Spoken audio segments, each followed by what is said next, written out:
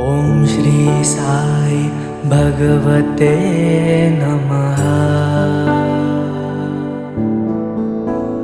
சத்குரு சாய்நாத் மகாராஜுக்கு அடியேன் காமாட்சி ஜெயராமன் என்று நாமதேயத்தில் இருக்கிறேன். நமது ஆலயம் ஞானசாயி மந்திர் என்று இந்த பெயர் சூட்டப்பட்டதும் பாபாவே தான். இப்பேற்பட்ட அம்பாள்புரி என்று சொல்லக்கூடிய இந்த கஷேத்திரம் அம்பத்தூர். இந்த அம்பத்தூர்ல சுமார் 2.5 கிலோமீட்டர் அந்த மெயின் ரோட்ல இருந்து ஊருக்கு ஒதுக்கு புறமாக இருக்கார். இது ஏன்னா அவரே தேர்ந்தெடுத்த இடம். இது அனுபவபூர்வமா ஆரம்பத்துல பூமி பூஜை போட்டதிலிருந்து இன்றைய வரையிலும் அயோத்திக நிலையில சுமார் 75 வயது எனக்கு நடக்கிறது. நான் பூஜை பண்ணிட்டு இருக்கேன். நமது ஆலயம் முதல்ல இங்க இருக்கும் பார்த்தா வீடெல்லாம் ஒண்ணுமே கிடையாது. ஒரு சாதாரண காடு மாதிரி இருக்கும். நிறைய பாம்புகள்லாம் சுத்திட்டு இருக்கோம். நான் சுமார் காலையில 5:30 மணிக்கு வரும்போது பார்த்தா நான் 4 பேர் இருப்போம். பாம்பு இருக்கு அது இருக்கு எதுவும் தெரியாது. ஏன்னா எங்களுக்கு பாபா இருக்கார். பாபாவே எங்களுக்கு எல்லாமே இருந்து அனுகிரகம் பண்றாருன்னு சொல்லி இருக்கக்கூடிய இந்த ஆலயம். இந்த ஆலயம் இப்படி கீழே தான் வச்சு பூஜை பண்ணிட்டு இருக்கோம். இந்த ஆலயத்தை அவரே கட்டிக்கிறார். பரசுராம குருஜின்னு இந்த ஆலயத்தை நிர்வாகம் பண்ணிட்டு ஒவ்வொரு பூஜைகளும் ஒவ்வொரு ஆண்டுகளும் அபரிதமா நடக்குது. காரணம் என்னன்னா இங்க வரக்கூடிய பக்தர்களும் பலவிதமான கோரிக்கைகள் வரா. கேட்டவர்களுக்கு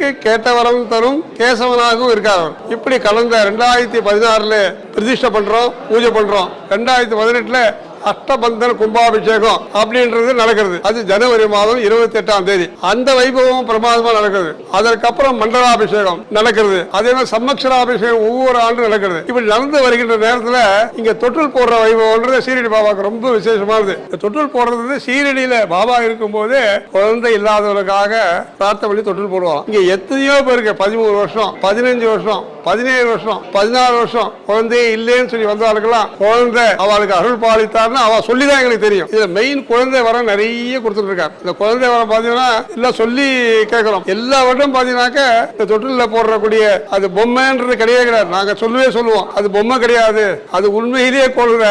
எப்படி நீங்க ஹாஸ்பிட்டல்ல டிஸ்சார்ஜ் பண்ணி அந்த குழந்தைய எடுத்துன்னு போறீங்களோ அதே மாதிரி அந்த குழந்தை ஆயிடுச்சுன்னு போங்க.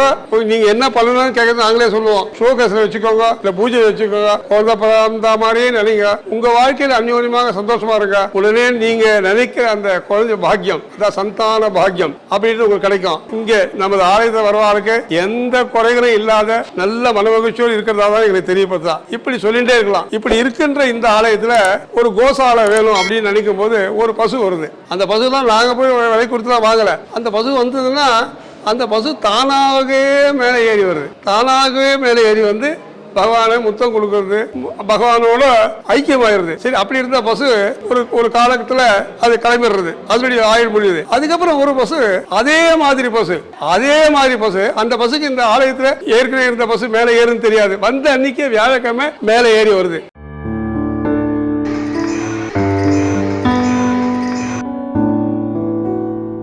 எந்த ஆலயத்துக்கு எதிர கோசாலை இருக்கோ அந்த ஆலயம் சுபிக்ஷம். எந்த ஆலயத்தை துணின்னு சொல்றா, துணின்றது அக்னி எரிஜென்ட் இருக்கு. அந்த அக்னியில கடாட்சமாக பகவான் சாட்சாத் பரமேஸ்வரராகவும் மகாவிஷ்ணுவாகவும் திருமூர்த்தி சுரூபமாகவும் திரியம்பக சுரூபினி அம்பிகா காமாட்சியாகவும் காட்சி கொடுத்துட்டு பாபா எல்லாருக்கும் சர்வ வல்லமை கொடுத்துட்டு இருக்காங்க. அடியே உணர்றேன். இந்த ஞானசாய ஆலயம் நம்ம எல்லாருமா சேர்ந்து அன்பும் பாசமா இருந்தோம்னா எல்லா விதமான ஆசீர்வாதமும் நமக்கு கிடைக்கும். எப்பவுமே ஞானசாய ஆலயத்தில் கூடிய எல்லா வைபவத்திலையும் எல்லாரும் கலந்துக்கோங்க.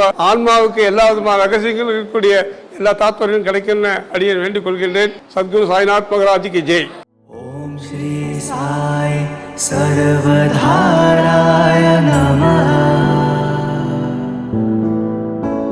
साई राम साई राम साई राम।